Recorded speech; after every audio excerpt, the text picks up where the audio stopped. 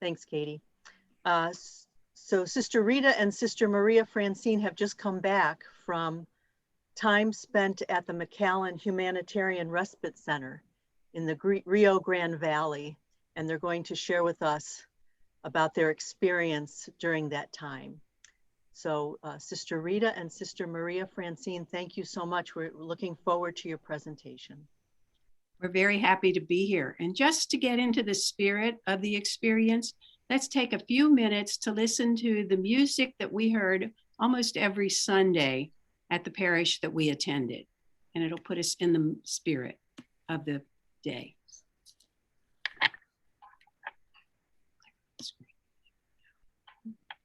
Oh.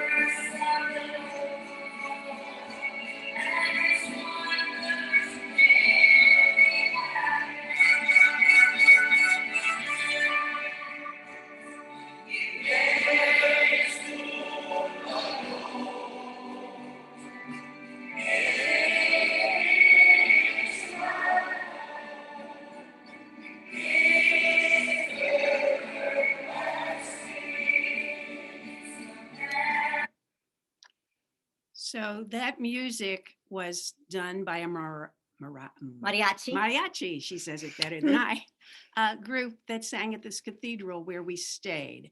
And give thanks to the Lord would be kind of the theme of our experience, and his love is everlasting for these people.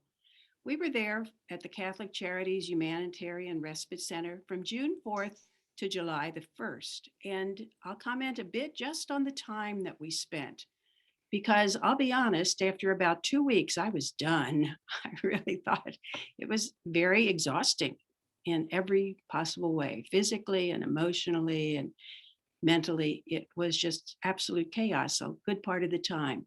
But it was so important that we did spend a length of time there. You know how nuns operate. We are very good at getting the job done, and we always know how to best make that happen. But there it was different.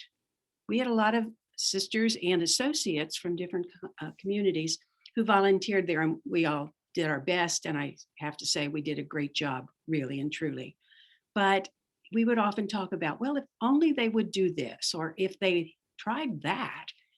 But in the length of time, the whole month that I was there, I began to realize, no, honestly, these very practical, very efficient means don't work in a place like this.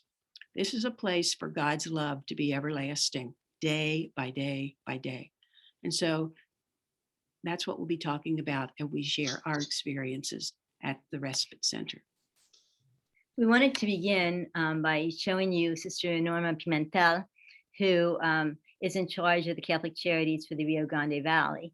And it was under her auspices that the Humanitarian Center was built.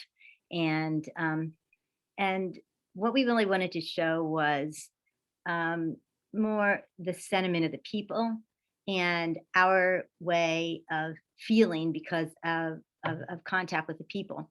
The sisters previously have shown really, really well the works that have been done, the history, those who went to the same place we did in McAllen, the history of McAllen.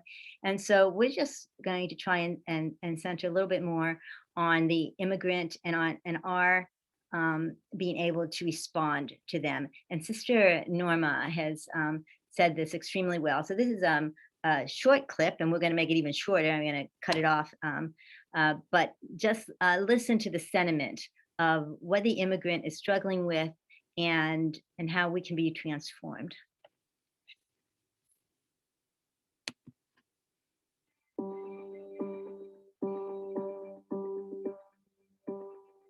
Sometimes I say, I can't believe how many people are coming, you know? It's like almost as if those countries are going to get emptied.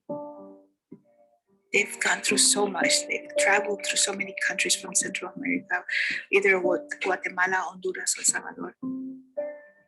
They've been in the road, in their journey for many weeks, and most of the time walking and just hiding from people from hurting them.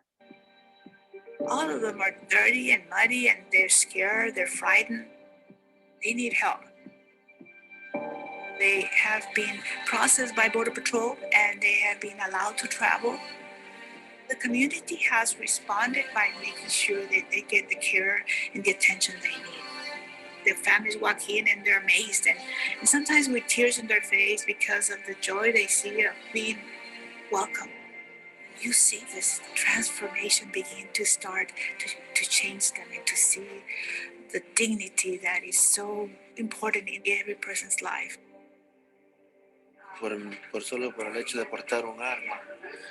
Entonces, cuando yo recibí esas amenazas de que me decían que me iban a sacar los órganos a mi niño, por eso yo tomé la decisión también de ese granito ahí de amor para nosotros los inmigrantes, y Dios los bendiga y los guarde siempre a ustedes también.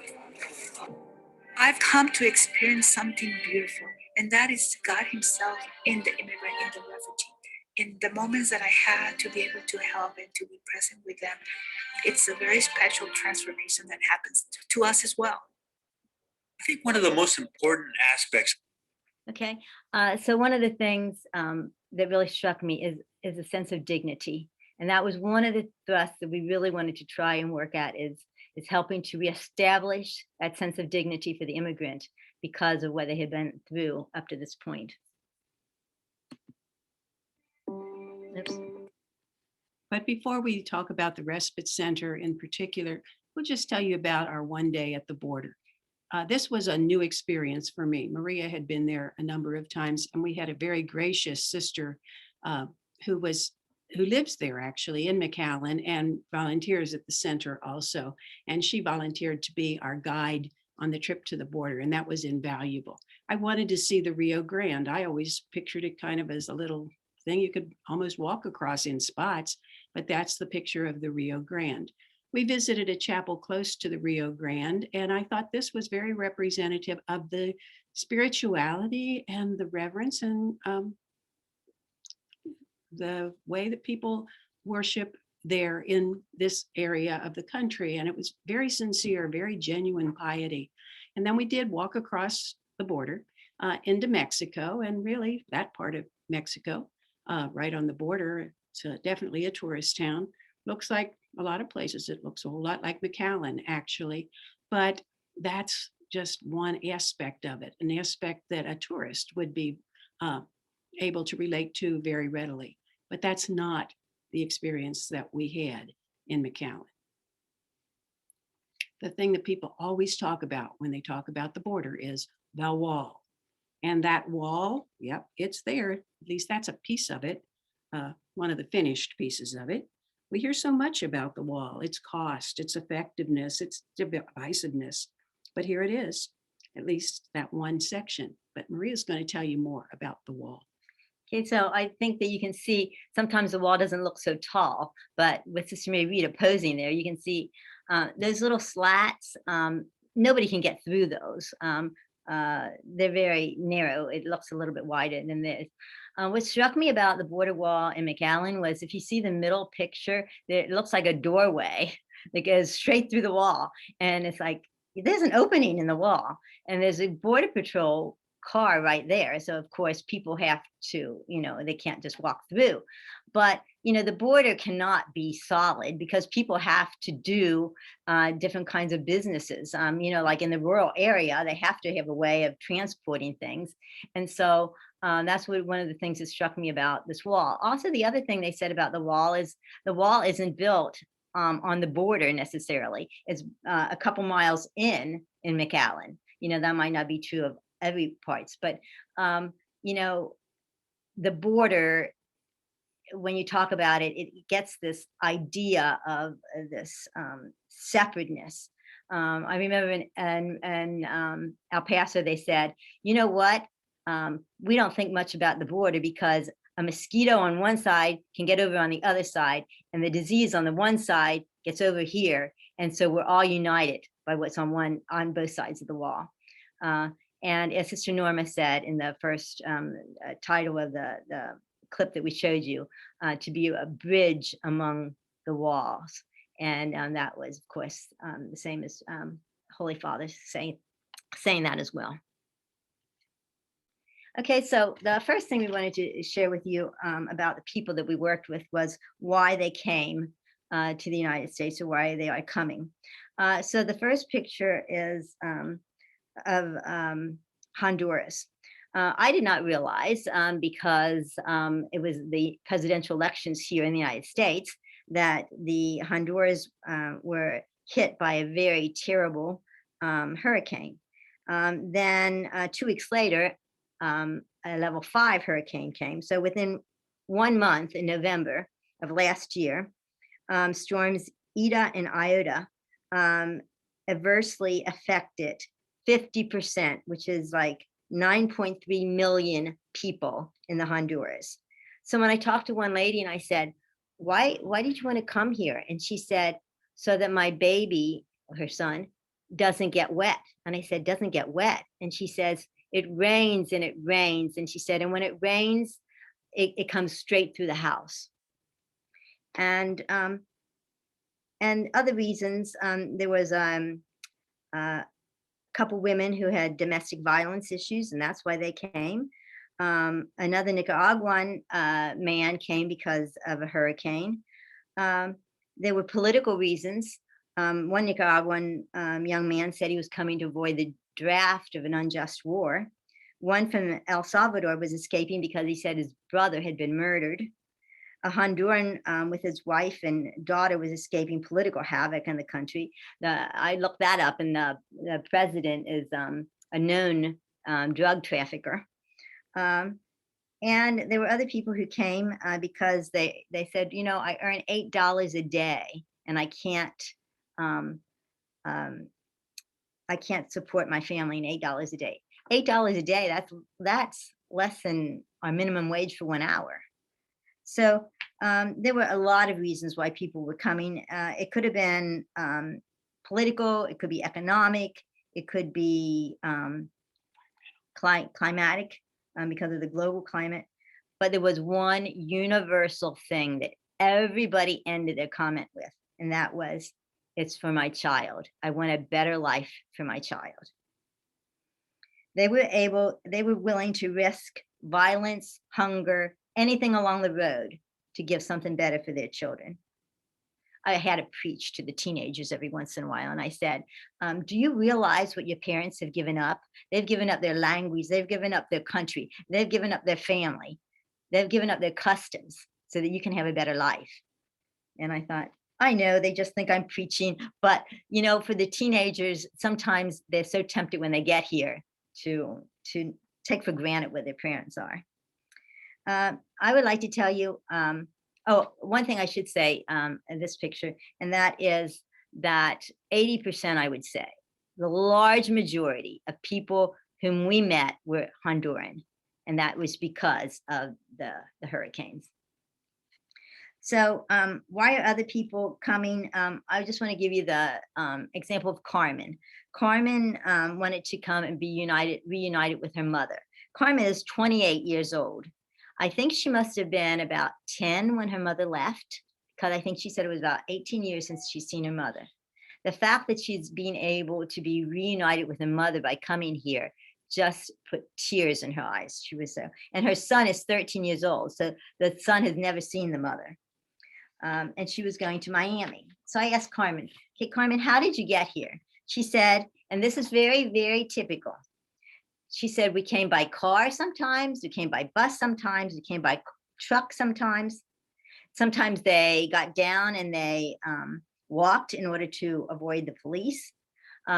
Sometimes they came with coyotes or smugglers because the smugglers knew where the checkpoints were in Mexico. And so they either bribed the police or circumvented to avoid the checkpoints. One time, Carmen told me that the coyote looked and saw a gang of men following them. And she could tell by his face that he was not planning for this. He said to the group, he gathered the group together and he said, I don't care what religion you are, start praying. I don't care what God you pray to, but pray now. And she said, they looked and the men were gone. But that shows the risk that those people could have been traffickers. Those people could have been organ hunters, for human organs. They had no idea the dangers in the places where they have to travel. There's also the fact that you could get an unreliable coyote or smuggler. One woman told me that she was left on the top of a mountain freezing and all alone with her child. She had no idea where she was, how to get anywhere, and she miraculously survived, but it was because her coyote had left her. Now, the people from Ecuador that I spoke with, they seemed to have an easier way in a sense because they would get a visa to northern Mexico, an 8-day visa, and within 8 days, they would have to get across the US border. I saw one woman on crutches and I asked her what happened, and she said it was trying to get across the US border that she got hurt. Almost everybody said, no matter how long it took them, which could be months or could be weeks, no matter whether they did all the cars and the trucks, people said the hardest part was getting through the US border. If they would have to pay for a coyote, that was $3,000 a person, most people told me. One man said he had no money to do that, so he hitchhiked with his family the entire way through Mexico, which really, practically speaking, should never have worked, but it did for him. Where are they going? Someone said Wisconsin, somebody said Nebraska, some said Virginia, North Carolina, Maryland, Atlanta, Boston, Minnesota, Los Angeles, Houston, Tennessee. It was across the board. I presume that the majority would be going to what we associate with some Latino states. For example, some said Florida, some said Texas, a few Los Angeles, because they were going with their relatives, and so it would be more common. But they were basically going all over the place. I found one going to Cincinnati. One woman had an ankle bracelet on, and she was very, very concerned about that. She didn't really know what it meant. She was also, one of the other sisters told us this, who was in the clothing room. She had just begun her period, and she was just sobbing. And it must have released something for her, because when she was going across with a coyote, she was raped, and her 2 children with her were abused. And she said, all I wanted was a better life for my children, and look at the trauma I have put them through. But it was almost miraculous. Their period started. But this is the lady who cried because she was wearing an ankle bracelet. And she had no idea exactly what that meant. She felt like there was something wrong with her. She felt like she was some kind of a convicted criminal. Just had no idea of what was happening to her. But as the sister pointed out, you're one of the lucky ones. You're this far along and you have the chance of moving forward. The vast majority of the people who come to the border are turned back. And so I asked when I was talking to the people, I asked about the ankle bracelet, and they said that the ankle bracelet was put on those who the immigration officer deemed a risk, a flight risk. So it also depends on the immigration official. But do you think that lady was going to try to fly back to where she came from? Not likely. so I asked some of the people after got to talk to them a little bit if I could see their papers in the envelope. And a lot of them had papers that said that they should report to the closest immigration office as soon as they got to wherever they were going to settle. I was talking to an immigration lawyer, and he said that many of them are probably just given parole, which means they're really not admitted legally into the country. They're allowed to come, but they don't have any legal status. And then another one, some of them were going to immigration court, and they were probably the ones that had declared asylum. But the thing is, I started thinking, no matter what way they have entered the United States and been given these papers to continue their journey here, there'll probably be 3 years here, maybe 5 years here. Their kids will start getting to speak English and be comfortable here, and then most of them are going to lose their cases. Asylum is hardly ever given. In El Paso, the immigration lawyers told us that 5% were accepted. And that's a very low percent, but in general, there's few asylum cases accepted. And these other ones probably don't have much substantial matter to support them as well. And so I'm thinking, oh no, what's going to happen when they have to go back and they have to rethink and live? And I'm thinking, what in the world are you thinking? You are a first world person trying to figure out a future. Think about these people, third world. They are grateful for the fact that their child has something to eat today. They are happy that they have escaped from the horrors that they knew. And it just gave me a realization that sometimes we look at people and we think about their reality with our first world mind. And I think we have to understand them so that we can understand where they're coming from. So now we'll start talking about the lucky ones, the ones who are here in McAllen. And this particular center is a family center. So that means that every adult there is with at least one child, in some cases, several children, sometimes couples, but more often a single mother, a single father. Doesn't mean they're single. It might mean they're heading toward the other person, but they're here. And at least for today, they're safe. They're going to have a roof over their head, and they're going to get 3 really good meals today. You'll notice in some of the pictures, we have the blurry filter. That's because wherever there would be a picture of a migrant, we don't want them to be able to be identified for safety purposes. But in that picture of the blurred one, you can get the envelope that Maria referred to.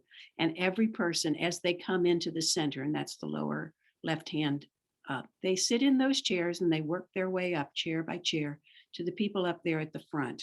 And those are the staff members who are going to do the processing. So that's basically the beginning of the process. That envelope means everything. What does the envelope have in it? All of the vital information, particularly who their contact people are and where they stand as far as the whole process is concerned. But on the back of every one of those envelopes is that sign, which is taken from the window of the respite center. It says, please help me. I do not speak English. What bus do I need to take? In some few cases, what airplane do I need to take? Thank you for your help. And we had the opportunity to help. I'm jumping ahead a bit to the day we were returning. When we got to the airport, we saw a lady with one of the envelopes, and Maria recognized right away that she was totally lost. So she went up to help her, and the lady didn't have a boarding pass, even though she was at the gate. So it took a little bit of time, but Maria helped her. And by then she was on our same plane, thankfully. Our whole plane had loaded and we were the last ones on, but we were that far. So when we came to where we were going to transfer, she was too, in Dallas. And as we got off to find out where exactly her place would be, another lady heard Maria speaking Spanish, and she came up also with one of the envelopes. Well, the one lady was going to Terminal C, the other one was going to be in the same terminal with us, which was A. So Maria, who of course you know speaks fluent Spanish, took the lady to C, and I attempted to help the lady to where she needed to be in Terminal A. But imagine that. Most of these people, whether they go by bus or by plane, speaking no English, have to make the connections, have to find where these particular connections depart from, arrive at, all of that, and they do it. I say it's miraculous, but it's also by the grace of God and the help of individuals like us or like you. Or even climbing on a plane, starting to board a plane, and you go through this thing that looks like a tunnel, and you're thinking, I thought I was getting on a plane. Where am I going? It's just completely an unknown. But what's it like while they're there at the center? We're going to try to give you a snapshot view of that. Right there, you see where the beds are. Those are the beds. They're like gym mats on the floor, and they're really squeezed together. I don't know this for a fact, but it struck me that it's probably one mat per family. And they did a great job at McAllen of disinfecting and keeping things clean. So they would move people from one big room to the next in order to clean it. And so that's probably how we were able to get that one picture. But what did it usually look like? The two lower pictures. Do you think they sleep well there? One of the security guards who came off into my pantry, we were talking and I said, does it ever get quiet here? And he said, rolled his eyes and said, oh, maybe it gets a little quieter around 1 o'clock. But the answer is substantially no. It is absolute chaos the entire time. There's always noise. There's always 100, 800, 1,000 people interacting, but always there's, at least during the daytime hours, there's a microphone that overcomes all of that with announcements of, I guess, because it's all in Spanish, where people are supposed to go to eat, where they're supposed to go to bathe, what they're supposed to do to catch their connection, all of that, but just constant noise. Put yourself in their place. For 3-4 days, this is where they are, but they are safe. They do have a roof over their head and their children are going to eat. It's as some of the shots of the clothing room. I worked in the clothing room with the Combonis for the first couple days, and it was very difficult because it was the only time really that the people were able to make a choice. That's part of the human dignity, is to be able to say, I would like this rather than that. But the clothes were also big compared, because they were just donated clothes, compared to the little people. And so I would bring out something and they say, oh, it's too big, and demasiado grande. And then they say, oh, maybe another color. And I'm thinking, oh my heavens, it's something that fits. And they didn't realize that we had a slim selection of their sizes. But I just kept on thinking, but this is their ability to show their voice a bit. And talk about the word chaos. The clothing room was complete chaos, because one group would try and order it, and another group would rearrange it maybe in the same day. Sister Rita has a story about it. I had a wonderful experience there because I don't speak the language, I thought, well, I can at least help by sorting the socks. And we had huge garbage bags of socks that were just sort of thrown in there. And some of them were balled into pairs, but if they're balled, then you can't really see the length of the foot. And so I came up with the idea that, because again, I'm old, I would sit down here and sort out the socks, match them, and reorganize them so that you could see the foot of the sock. So I spent a whole morning doing that. Maria and I went out to lunch, came back in about a half an hour, and all the socks were gone. What had happened to my socks? Well, another group of volunteers had swept through and done something, and they were in the room, but they were nowhere to be found. So that would be a typical day, and it was okay. I mean, you did what you could, and hopefully it helped. But up there in the upper left-hand corner, that's where the people would sit and wait to be called so that they could go to that one door that you see there. And that's where the clothing itself is. And then you're getting various views of the clothing room, and it looks different depending on which group of volunteers is coming through. I left the clothing room when, after the Comboni sisters and associates left, there were about 5 or 6 of them. A group of 15 came. They were not sisters. We had a lot of lay people, college people or families. And so they came and they just took over the entire clothing room. And so then I went to the pharmacy. The pharmacy is not really a pharmacy. It is a place where you can get toiletries and over-the-counter drugs. Okay, so this is Sister Clarissa, who was a sister of Saint Saint Joseph sister, and we would give out the over-the-counter medicines, and there was never enough for cold medicine for little children. We would go to Walmart, buy it, next day it would be gone. It would just be one thing. We think we have motion sickness medicine, and all of a sudden that was gone. It was just so many people asking for so many things. And then at the toiletries, all the volunteers made the same mistake at the first time. Somebody would ask for toothpaste and we give them a tube of toothpaste. And then a seasoned volunteer would say, no, no, no, no, you don't give them the whole tube. And so then we had these little cups and we would squirt a little bit of toothpaste in a cup, or we put a little bit of shampoo in a cup. The toilet tissue was really what got me. They had prepared, some of the volunteers would prepare like 5 squares, maybe a little bit more, of toilet tissue in a plastic bag. And I'm thinking, is this not poverty that they don't even have, that they have to even ask for toilet tissue and get so little? They have nothing, not a toothbrush, not a comb, and they're asking for these things. And I just thought the manner that we can show them that we respect them is something that is making their day just a little bit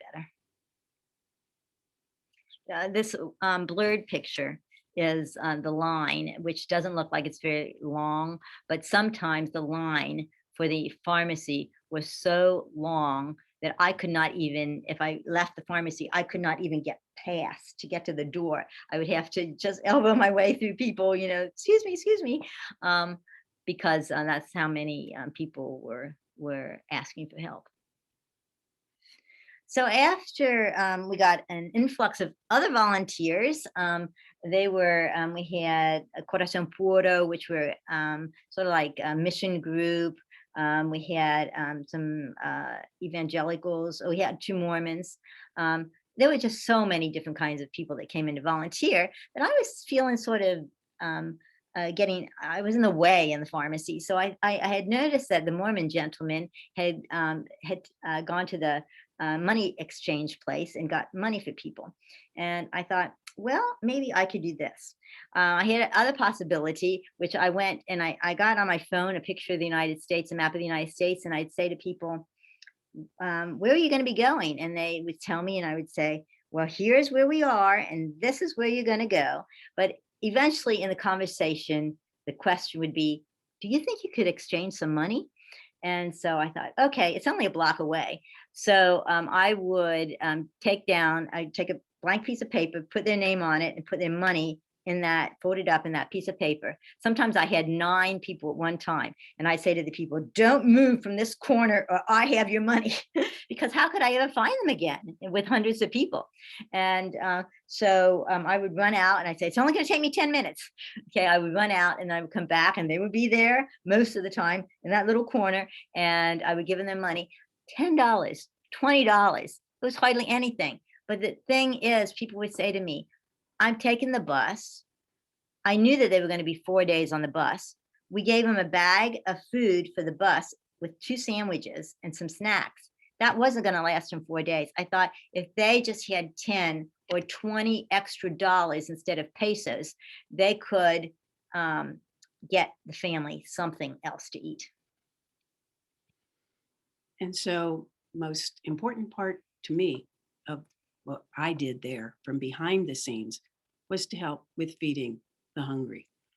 I didn't work on the meals. They had paid staff for the most part, from what I could tell, all who spoke Spanish and who provided meals, 3 meals a day, 800 to 1,000 people, and they had at least 3 serving sessions for each meal.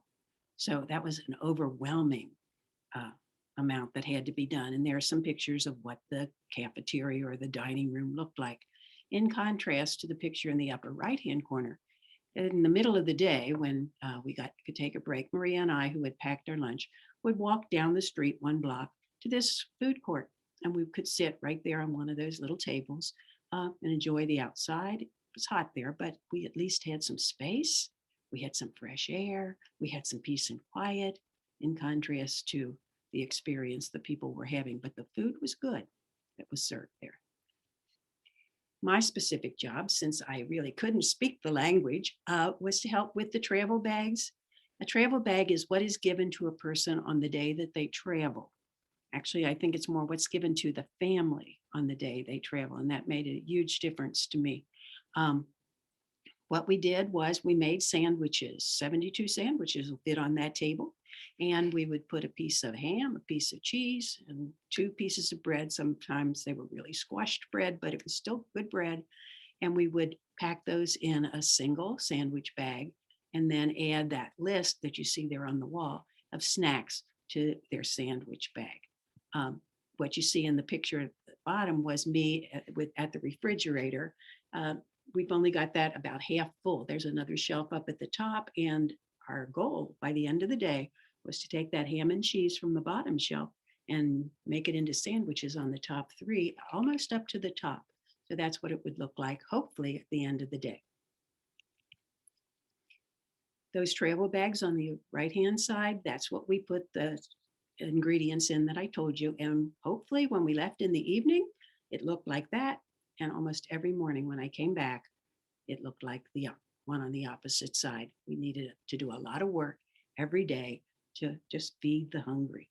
And it showed people were moving, because they were getting on buses and then these bags would go with them. And so that encouraged us. Right. And as we were packing the bags, very often one of the staff members would come in with a big wagon and we'd fill it up. We had the sandwiches in the refrigerator. We'd stack them into those bags and move on 20, 30 at a time. It was wonderful. They were on their way. I had the opportunity to work with a lot of different people too. Most of them were sisters and associates that LCWR had asked us to come, and the sisters and associates responded wonderfully. But as time went on, and I guess some of the regulations about COVID changed there, we had other volunteers too. We had youth groups, we had all kinds of people, people from the neighborhood, different religious groups coming in. But this group of Mennonites, they were just precious. Really, they were the simplest, nicest group. The one lady to your left is the mother of the girl on the far right. But there were about 15 or so. But I enjoyed just talking to them about why they were there and what they had the opportunity to do. When we didn't have enough volunteers, and typically on Monday, we had more people than we could use. By Sunday, the end of the week, we didn't have enough. And then we would need to enlist migrants to come and help us. And that was just delightful, really. These were hardworking people who were wanting to do anything. I can't imagine that. Think of the whole day with nothing to do. But they were so helpful and I really enjoyed working with them. But I did try to use my Google Translate, and really the meat and cheese was good, but we must have hit a patch where the stuff had been around a little too long. It was a little bit moldy on the side, stuck together. So one of the migrants was helping and she couldn't get it apart. And I was trying to say to her, just put 2 on, if you can't get it apart, just 2 pieces of cheese is fine. So I tried to say that into my translate, and she responded, because it's, you speak into it and it translates to Spanish. They speak into it, it translates to English. And she said, the mold is sticking. And I'm like, oh, you're right. But worked out okay. And we got our sandwiches made. Again, we would put 2 bottles of water into each of those bags if they were going by bus. If they were going by plane, of course, they're not allowed to have liquids. So again, the goal was to, at the beginning of the day, have that much water on hand, and at the end of the day, to have gone through all of it. But typically we would go through at least 2 of those stacks of water in any given day on a good day. But really, what was this all about? Remember, I told you this was a family center, and I love this picture because here's just kids playing with, somebody had donated, I assume, that really remnant of a playhouse. But these little kids, in the midst of the mess and the chaos, were having a wonderful time. And it's because people, good people, had provided the safe space with a roof over their head and food to take care of those kids. So let's talk a little bit about what we can do. And you say, well, yeah, but I could never spend a month of time. I don't have that kind of time. I have a family. I have all kinds of responsibilities. True. But you know, our JPIC is doing a superb job of giving us a lot of really good information about how we can make a difference. You know, one of the biggest things we can do is pray. Our prayers really do, as the body of Christ, make a difference. And those of us, let's face it, all of us, we're aging, we're diminishing, and we can give that diminishment and the pain that comes with that for the mystical body to make it a little easier for these people on their journey. They're just passing through here. I wondered, what will those children remember of this experience? In a way, I say, hopefully nothing. But on the other hand, I hope with great gratitude, they thank their parents for being willing to make the journey, which, as you can tell from what the little we've shared, that's very, very challenging. There's El Centro here, and there's Esperanza. We're English speakers. We can communicate. We can teach English as a second language down in Covington. We're speaking regionally, but I know every place where our sisters are, there are many opportunities to take part in that. We do the bus trips where we meet the buses, those people who are carrying those bags, and we give them a little more food. We give them a happy face to see. You can contribute to the things that we take when we take food to them. You can go to the bus with us. We'll find many ways. Just please stay tuned in to this cause and what we ourselves can do about it. Okay, we wanted to show you a virtual town hall, well, very short part of it. But before Pope Francis came to the United States, he did a town hall in McAllen, because he did not come to McAllen, but he was on the screen. And I thought that this was just an absolutely wonderful strategic move by the Holy Father, because people would say to me, what do the people in McAllen themselves think about all these immigrants who are coming? And we tried to figure it out. I had a friend down there and we talked to her and she said, well, it really depends on your political side, you know. She said it's really torn. But I think by the Holy Father's coming virtually, that it really encouraged people because he thanked them for all that they were doing in the area. This was at Sacred Heart Parish, where we went to Mass every day, because it was only a block down from the center. But this was also the first respite center in McAllen. The Sister Norma worked it out with the pastor, and they donated the use of their hall for the center. There, of course, were some differing feelings, as Maria pointed out, but for the most part, McAllen, Sacred Heart, did rise to the challenge.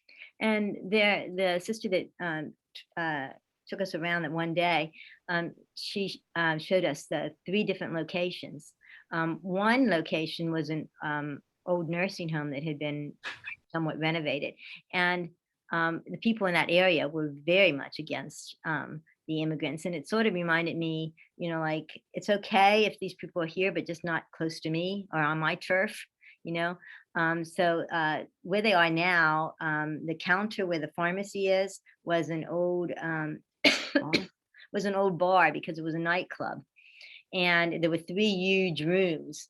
And it's right across from the bus station. It's an ideal location right now, but that is the 4th location for this humanitarian respite center. What we like to show in this short clip is a little girl that talks about why she came here to the United States. And we thought maybe her voice can just be the voice of all those we didn't get an interview, but that it's very typical of the strife that people have faced in order to make this difficult journey.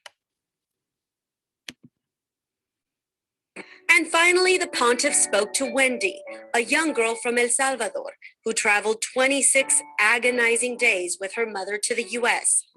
The 11-year-old sobbed, describing how she and her mother went hungry were threatened and nearly drowned during their passage.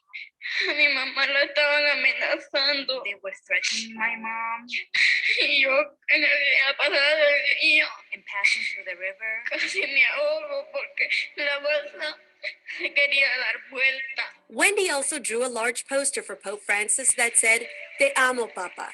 She was rewarded with yet another huge papal smile. Thank you very much. Thank you very much. And then we just like to go a little bit further up and show you what the response of the people who had come, who were invited to hear the Holy Father. And here, this is one of the locals speaking about the visit. You can go any higher. I don't think you can interview anyone higher than the Pope. And just to be here and to be present, it's a historic event, and it is amazing, very emotional just to hear the testimony of these people, the things that they have to go through to come to this country. And it's just a reassurance to our community that we have done the right thing to help our people.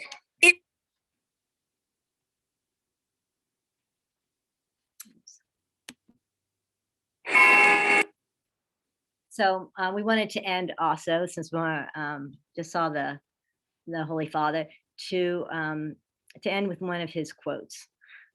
He was talking about praying and discerning, and he said, and then act. Call up, go visit, offer your service. Say you don't have a clue what they do, but maybe you can help.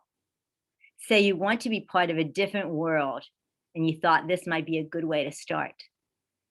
And that's basically how we felt. We didn't have a clue, except I will say that the sisters who had previously gone with all their Zooms have greatly helped us. But in general, we were going at a later month, and that made a big difference. Different types of volunteers. We had no clue what we were going to do, but we thought maybe we could help. And that's what we would encourage others to do, because we all want to be part of a different world.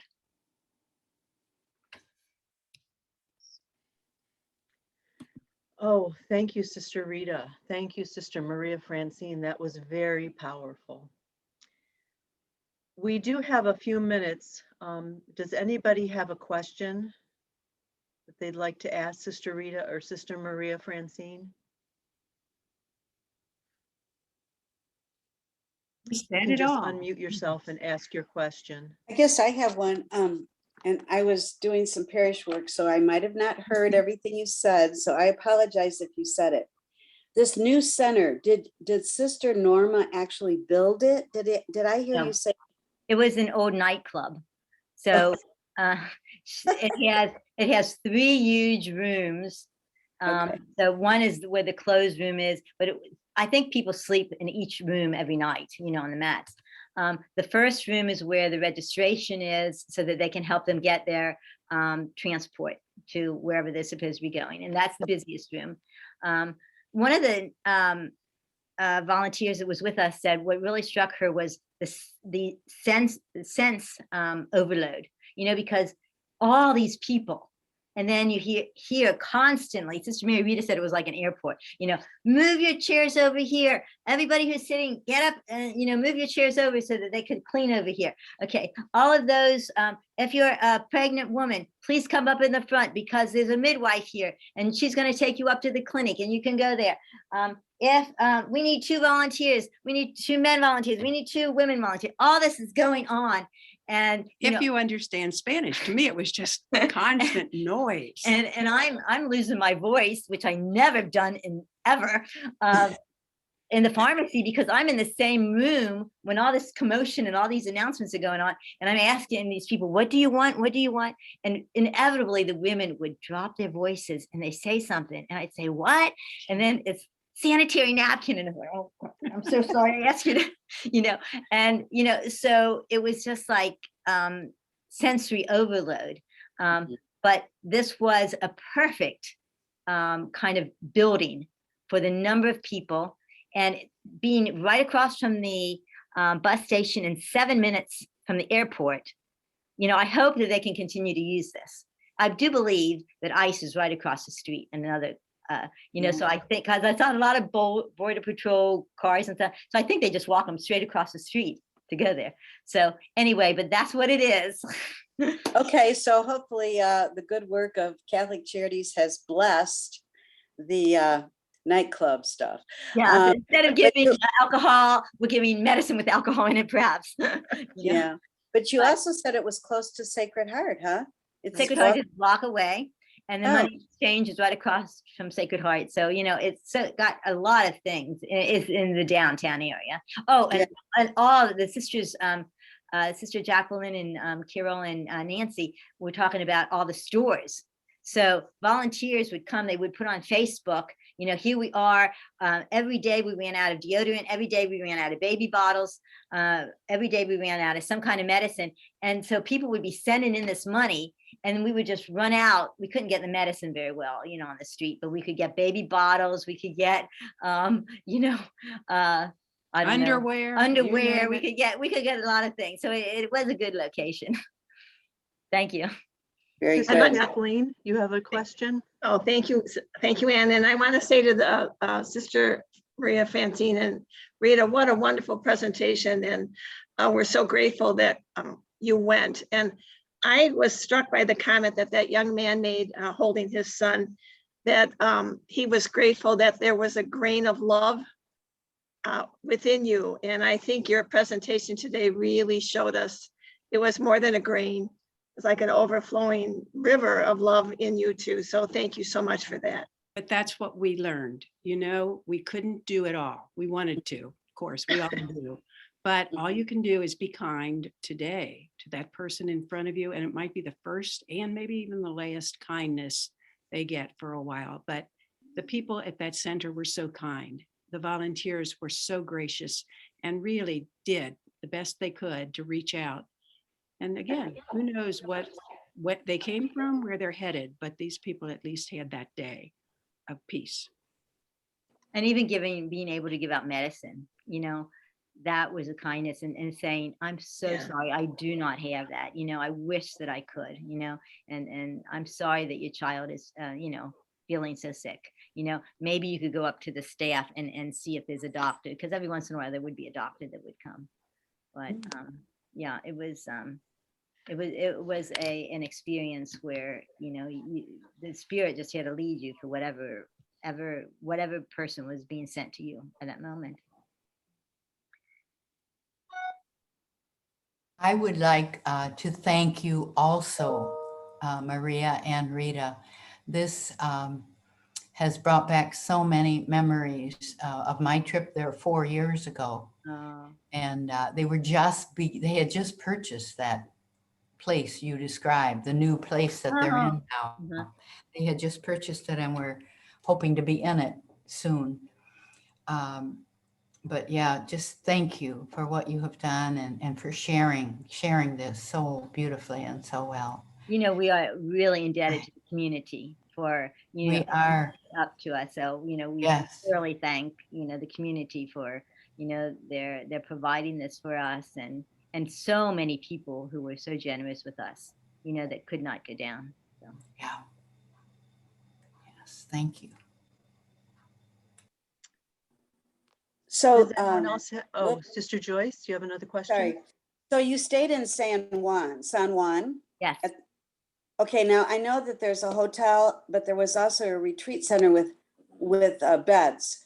But when I had called back in April, the retreat center was closed. Did you stay in the hotel or the retreat center? It's a hotel, but not like the usual hotels. It was a very simple place, and it was great. There were a lot of other sisters there, so at the end, and associates. And so at the end of the day, we could kind of process together, which I thought was very helpful to be able to talk about our common experience. But that's when I was struck by the fact that, yeah, we are, as sisters and associates, very good at what we do, but all those skills, I'm not saying they were for nothing, but they weren't the things that were most needed there. That was for sure. It was just for us to be there as individual people and to be kind to whomever God gave us to be kind to in that moment.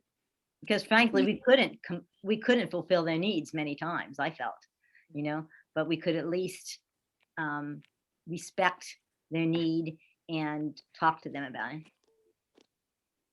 it.